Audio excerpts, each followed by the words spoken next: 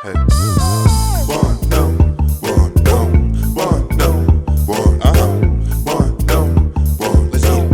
I wanna know how far will you go? What's up, guys? It's your boy Toeknee Tee, and so today it's the 1st and the 15th, but we got a super special episode today. We're in Nijmegen. We're at the very special Veggie Galore with Miss Raymunda here.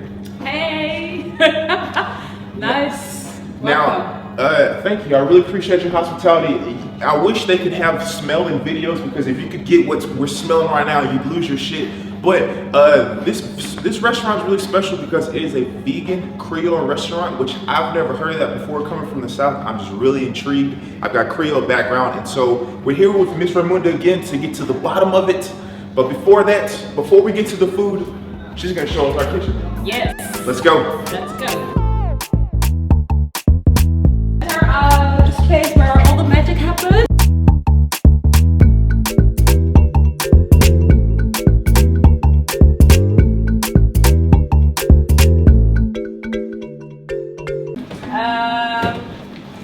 With my bestie, my assistants, just prepping some veggies. This is our cutting area, prepping area. Cool. We have our dishwashing here. So where we clean all the things up. Very sick. And of course The magic station. Where the real magic happens. That's a big ass oven. Everything together. How many? Like, is it like the? Can you open up the thingy? Okay. Oh wow. The oven? Yeah. Sorry. That's larger than normal size, eh?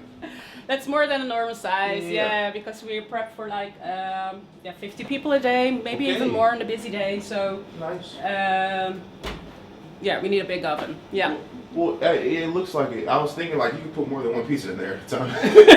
No pizza goes in here. Well, we're gonna get out of the kitchen now because all the smells are just making me really hungry. But it's very good to see how everything gets down. So yeah, let's peace on out, y'all. See you later. You see, I'm always high, be thugging on the low.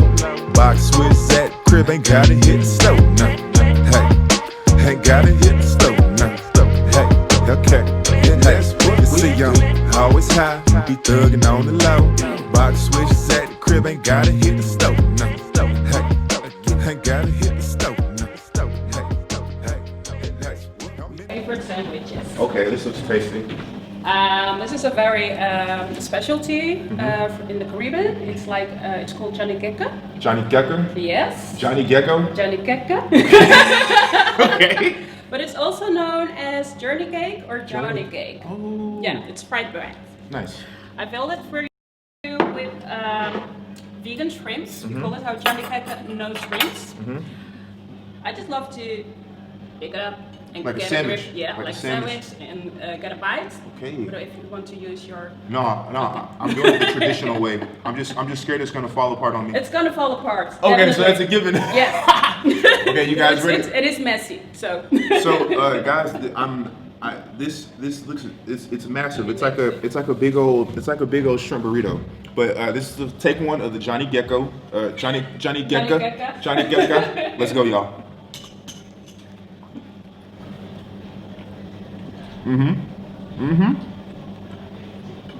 Let that fall. What kind of Let me sauce? just take a napkin for you. Do you want a napkin? Thank you. Yeah. What kind of? Before you go, what kind of sauce is this? It's a very spicy sauce with mayo, chili red peppers. I make a sauce of it, like a churrasco kind. Okay. A little bit of honey, mustard. That's it. This is phenomenal. I like the spice you have on it. Thanks. Let me just get you some. For shizzle. I'm in the lammy dog, I'm whining, just unpacking the year. From BBC to NR7, it's my music you hear. That down south twang with dabs of dirt, you can't repeat like the end game. We fucked before, I been done, knew about your friend name. I'm on the up and up, movements like the airline. Popping off, hitting harder than your red wine. So, Miss Raymunda, this is absolutely fire. But I want to know, you know, because this is real professional looking. Like, how long have you been chefing it up, like in a professional sense? Yeah, I think I started like 8 years ago. Okay. With a friend of mine, we started cooking catering Creole food. It wasn't vegan back then. We had like traditional Suriname cooking going on, traditional, because I'm from Curacao, Italian food going on. And about 6 years ago, I made the switch to vegan food. Okay, so there was a time where it was like the more traditional style Creole. Yeah. You say you're from Curacao. For those, a lot of people in America aren't familiar with that because of our geography shit. Where is that in respect to the world? Oh wow, I'm very good in geography. But it's like in the Caribbean. It's a Caribbean island. Okay. It's a small island. It used to be, it's still a colony type kind of island from the Netherlands. So my mom was born there, so I feel like I'm from there. So that's where the culture in your cooking comes from. Yeah, from my mother side. Okay. From my dad's side, all the men there, they cook. They are not professionals, but they're really, really good cooks. And they're from a Portugal Jewish tradition. So that's where I get my inspiration from, and the recipes, and the fun and love for food. Now, your friend who you started cooking with 6 or 8 years ago, are they also Creole? They're also Creole from Guyana and Suriname. Okay, so Yeah, y'all those kind of are like mixed. combined your ideas. What was like the antithesis to that? Did y'all think like, you know what, like I'm good in the kitchen, you're good in the kitchen, let's put this shit together? Well, we had like for a few years we had a Suriname cooking club. Okay. And I'm not originally from Suriname, but my parents grew up there. Yep. They lived there a few years, so I knew the language and the food from when I was a little girl even. So it was like, okay, I'll join this club and have fun with other Creole people. Ah, so y'all kind of like a learning experience from each other. Yeah, and it was really, really great fun. From there on, the friend and I started to think about professional cooking and presenting it to the rest of Nijmegen. Okay. Everyone who wants Big to. ups, Nijmegen. Yeah. So has your culinary specialty always been in the Creole area, or have you ever tried other things? I tried everything, and I love like almost everything. Yeah. I think I started with Asian food. I really love Asian food. Yeah, the Netherlands has a big connection with Indonesia. Yes. Very big connection. So growing up, I also knew about Indonesian food, and but I especially loved the Chinese food. It was more like cleansed. Okay. The taste. So I loved that one. And after that, I was like, okay, let's try the Italian food. Making my own pasta as a child, and like your own noodle. Yeah. Yes. Oh my goodness. Yeah. What? I was really interested in that. Like, okay, what's happening? How can you make like a spaghetti string, or what's the other things called, like tortellini? And yeah. So I was really interested in that. As That's a so child, funny. For me, it's like those are one of those things where when I buy it, it's like, you know what, I'm not too interested as long as you keep selling it to me. It's definitely less work. Just buy it in the store. Yeah. When But you it's make really fun to know how it's created. when you make your own pasta, is that like a whole day process? Not anymore. Okay. No, it used to be. Yeah. But I want to get into this. So you nixed meat out of the equation a couple of years ago. What was the feeling behind that? Like what shifted you to that? Because I feel like y'all are kind of pioneering your own lane, being a vegan Creole restaurant. Well, I discovered that the meat we're getting here, you could buy here in stores, is medicated.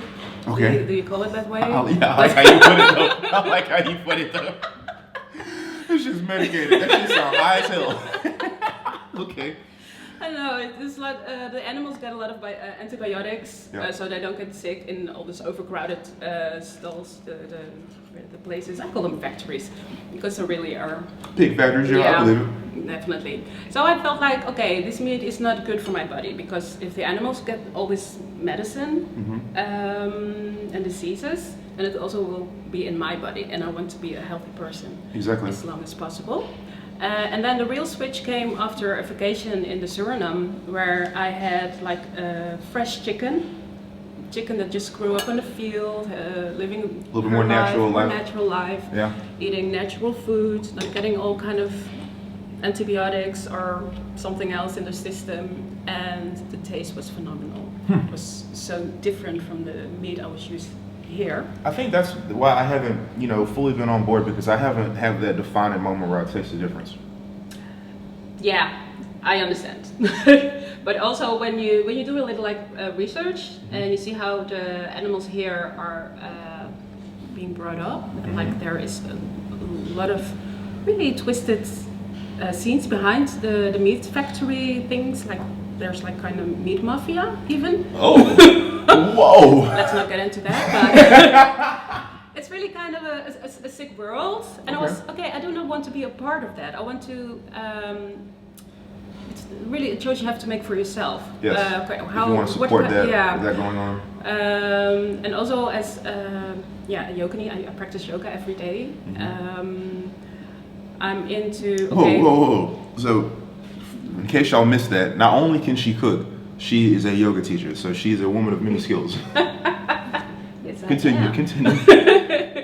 But for me, it was very important to make that to choose every day for what do you want? What makes you happy? How do you contribute to a better life, society, a better society? That's a real conscious decision to make. Yeah. So. From the kitchen as well, like it's crazy how small adjustments in our life have big effects on life. Yes, we have a rule called ahimsa. In a rule, it's not really a rule; it's just like a suggestion how you can live as a yoga practitioner, and it means no violence. Oh.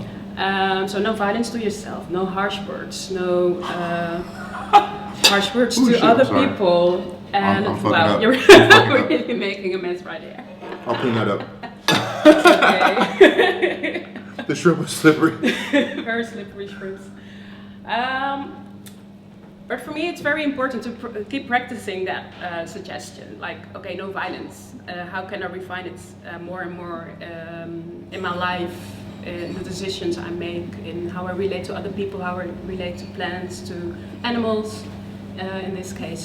So when you say no violence, does that mean like do you include like the killing of animals into that? Killing of animals, but also allowing this harsh kind of life for animals.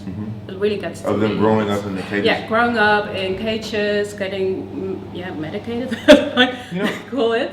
You know, I was very ignorant on the topic of how some animals are raised because I come from the country and maybe we have those factors, but I've never really seen them. I've seen a lot of people with cows on their land or whatnot, but I'm sure we can't feed the population with the little bitty amount of cows that we have out on the land. And so it's good that that's a message that you're spreading through your business and your food as well, because that's something I think the future generations would be interested in and maybe even need to hear. Definitely, I think they need to hear it, because also you don't need like 1 kilo of meat every day or even in a week. Yeah. Just make your decisions conscious. Be conscious about your decisions, and if you like to eat meat, know where it comes from, know what it takes to come on your plate. Yeah. Like the water, the land, the people who are working with the animals, the life the animal had. So you appreciate more what you're eating. See, I come from the country, and so we go hunting back where I come from. So I be talking cash shit. Like this is my number one offense to like vegetarians and vegans, because they're always actually you know what's up. It's fine. Yeah. That's like my past, because like I have taken her from like out the woods to like on a dinner plate, so I know what it goes into it. And I think vegetarians sometimes respect me for that. So appreciate all the vegetarians and vegans who didn't look at me in disgust, because it's actually a lot of non-vegetarians and vegans who look at me in disgust when I tell them I hunt. They're like, you did what? You touched it? Yeah. You touched the blood? That's true, and I have more appreciation indeed for people who really go out in the woods and kill their own animals for their own supply. Exactly. Than people who go like unconsciously to the supermarket and just buy whatever. Something that's in the package. You don't even relate to a chicken or a cow anymore. Yeah. Because it doesn't look like that anymore. We kind of talked about that off camera in the Netherlands. How the meat is displayed in the packaging. It is kind of like it's like something that you eat. It doesn't look like that. It used to be alive, really. It's like unless you leave it out without putting it in the refrigerator, maybe. Yeah. But that's cool and all. I want to ask you about your restaurant. Do you find that there's a lot of Creole and people who are looking for Creole kind of food in the Netherlands? Well, I started Veggie Galore. Besides the people looking at your menu right now. Hey, people. Well, I started because like 10 years ago when I was a vegetarian, I started as a vegetarian and going to vegan. The only thing vegetarian on the plate, on the menu, was like salads, always salads. Yeah. With like goat cheese, or then falafel came. So I was kind of bored. Okay. Because the same taste every day. And then I was like, but Creole food is like so complex. Flavorful, yeah, they're very flavorful. A lot of herbs go in. You can do fresh or dried spices. Just very, very flavorful. So I decided to create my own vegetarian vegan dishes. Yep. And like they're kind of unique, eh? Yeah. And I find out that a lot of Dutch people really appreciated those flavors. It was new. It was something else. It made it interesting. Even people who found it difficult to leave out meat or fish in their diet. They were so happy with all these complex flavors that it was okay. If this is vegetarian food, or this is the way vegan food can be, then yes, it's easier for me to be a vegan because I don't miss out on the meat right now. I agree with you on that, because as I was eating into this, don't tell me, something Kekker? Joe Kekker? Johnny Kekker. Johnny Kekker. Yeah. Johnny Kekker. As I was eating into the Johnny Kekker, that was the sensation that I was getting. That's why I asked you about the sauce, is because it's got that savoriness to it. That way it's like, you know, the shrimps help add that texture of meat, but if that wasn't there, I would still feel kind of my satisfaction. Yeah. Because as a meat eater, there's just something savory that we love about it. Yeah. And yeah, when you want to replace it, I think that's the most important part, besides the texture, having good texture in there. Texture is very important, because we have kind of like a no tuna salad, also on Johnny Kekker. It has chickpeas, onion, garlic, and a little bit of sesame seeds, tahini. That's just it. We smash it up like a salad. Yeah. Put it on like a stomp. Smash it up like a stomp. Very Dutch. Yeah. But also that one is like you're eating tuna. Okay. So you don't. It's got that feeling of it. It's got a feeling of it, the texture. That's important. Because of the combination of the onion and the chickpeas. I don't know how it comes to taste like fish, kind of flavor, but it does. Together, yeah. You've hinted on there, and you mentioned it a little bit before. Like, what are some typical Creole flavors for people who aren't familiar with it, whose family isn't blessed like ours? Yeah.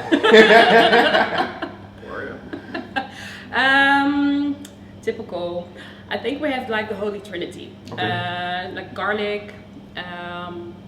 For me it's like garlic, celery, and pepper. Okay. Scotch bonnets, you call it, I think. No. In Suriname or the Netherlands, we call it Madame Jeanette's. It's like a really hot pepper. Okay, so it's like one of those chili peppers? Okay. But it is not a chili pepper. It has more fruity flavors than a chili pepper. And it's not a cayenne pepper? No. That's like the main one in our life. Yeah. Have you ever connected with any Louisiana? Have you let any Louisiana Creole people taste your food before? No, you're the first. Okay. You hear it, and it's passing the test for everybody watching back home. These are the main reasons I wanted to come and speak with Miss Raymunda, because I was very intrigued at how you could have a vegan Creole restaurant, because for us back home down south, that just sounds like an oxymoron.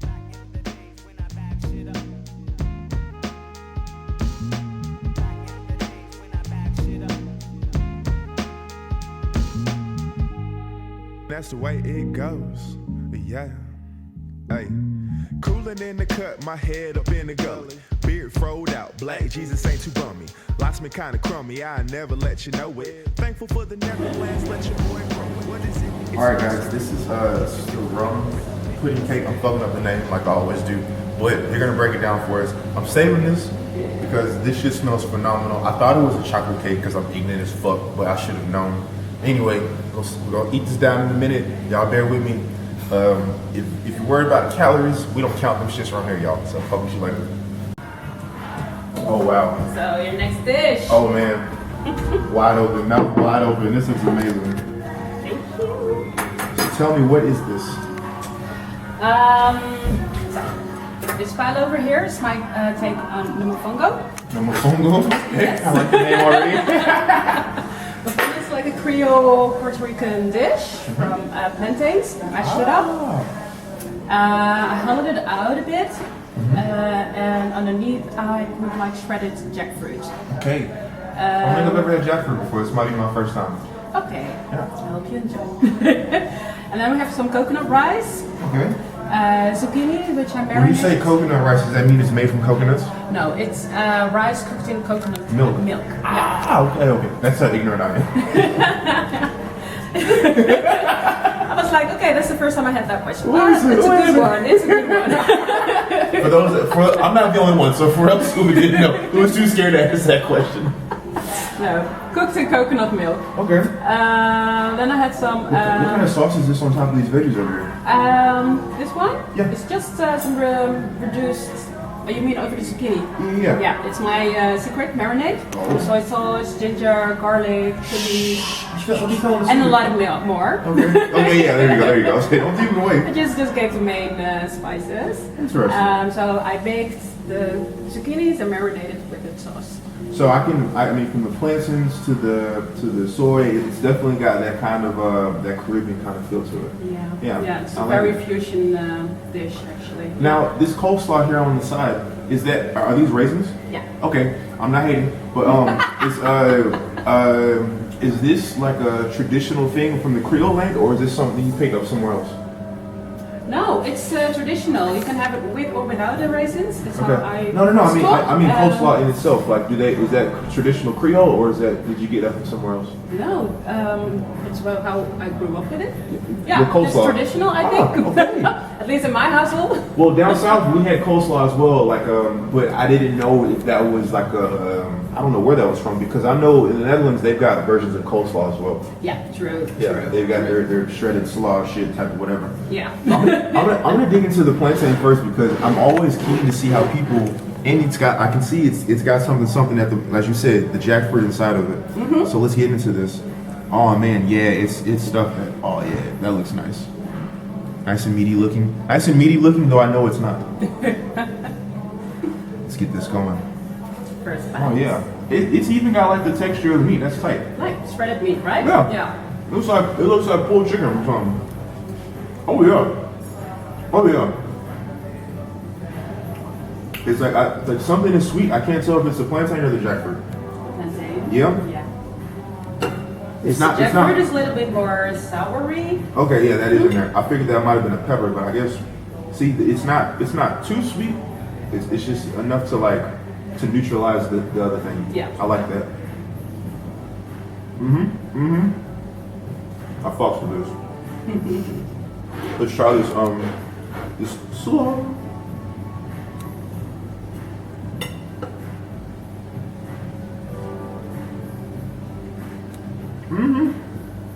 That tastes like some southern slaw. Right? That's good shit. But what was I talking about? We have like Creoles all over this earth with like common things. Yeah.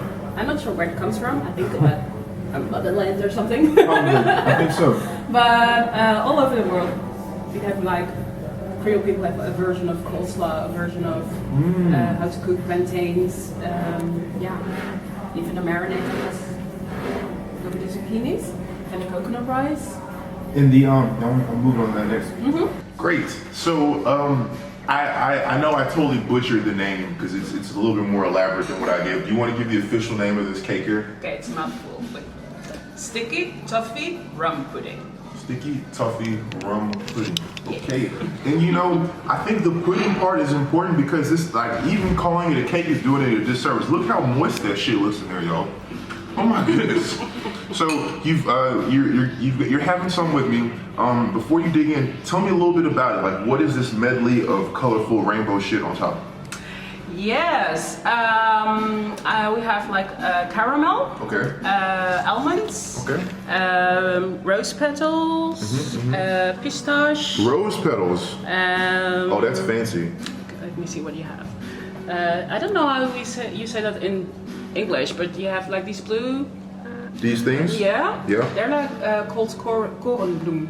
Cordon This is a type of It flower. makes it look flower. It looks. Colors, but it also adds flavor, which I'm all for. Yeah. This is why I'm intrigued to eat it, because like it looks like a bale of hay.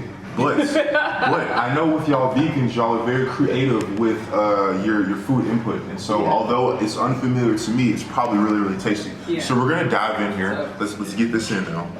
I'll join you. I'm totally intrigued.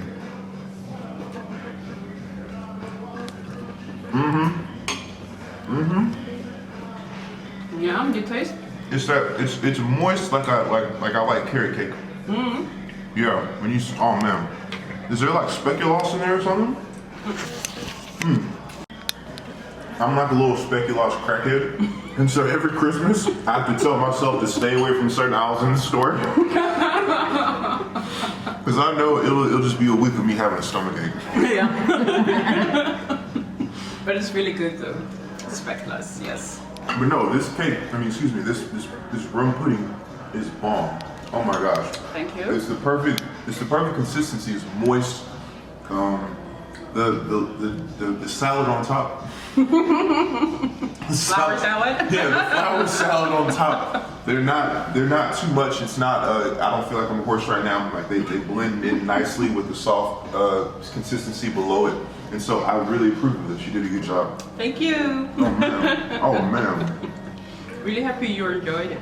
Yeah, this has been a great culinary experience. Shout out my dog Toffee. He's a chef back in America. I think he's really gonna dig this because he's a real. He's from the South as well. He cooks real meat heavy, but I hope maybe he can bring some of this Southern folks can eat veganness back to America. I hope So Toffee, I hope you dig this as well. Shout out my dog. We're gonna wrap this up here. Do you have anything you want to tell the people? I know you're kind of waiting. On the RIVM to give you more regulations, but do you have any hopeful plans for the future? Right now it's about staying alive. Yeah. But I'm absolutely enjoying being here because we're meeting new people, new clients. So I'm really hopeful for the future. And so people come and see us. We're open on Thursday, Fridays, every Saturdays for takeaway. So come in, have a taste of our food, and spread the word. I'm gonna have your name on the screen here. Can they order online, or how does that work? They can order online. They could text me or just send a mail to info@veggiegalore.nl. My website is called veggiegalore.nl also, very simple. So go to our website, check our menu. We have a new menu coming next week. Oh. So, and I heard it here first. You heard it here first.